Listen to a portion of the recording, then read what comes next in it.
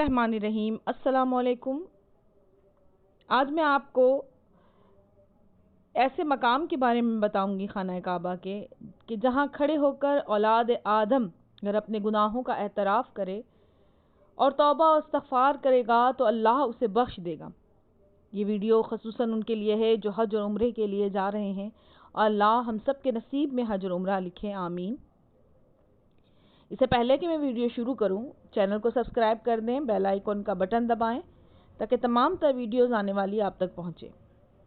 इमाम जाफ़र सादिक अलैहिस्सलाम से रिवायत है कि जब हज़रत आदम अलैहिस्सलाम मुल्तज़िम काबा के अक़ब में रुकन यमानी के पास वाक़या वो मकाम जहाँ दुआ रद्द नहीं होती और इसे मुस्तजार भी कहते हैं के पास पहुँचे तो जिब्राईल अलैहिस्सलाम ने अर्ज़ किया, ए आदम, यहाँ अपने गुनाहों का इकरार कीजिए, यानी तर्क औला का। हज़रत आदम अलैहिस्सलाम ने खड़े होकर अर्ज़ की, ए मेरे रब, हर मज़दूर की उजरत होती है, मैंने कुछ काम किया है, मेरी उजरत क्या है?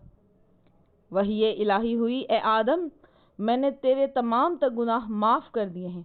हज़रत आदम अलैहिस्सलाम ने अर्ज़ किया, ए रब्बे रहीम, मेरी औलाद की गुनाह भी माफ़ कर दीजिए। इरशाद रब्बुल इज़्ज़त हुआ, ए आदम, तुम्हारी औलाद में से जो शख्स इस जगह पहुंचकर अपने गुनाहों के एतराफ़ के बाद तौबा और इस्तग़फ़ार करेगा, मैं उसे बख्श दूंगा।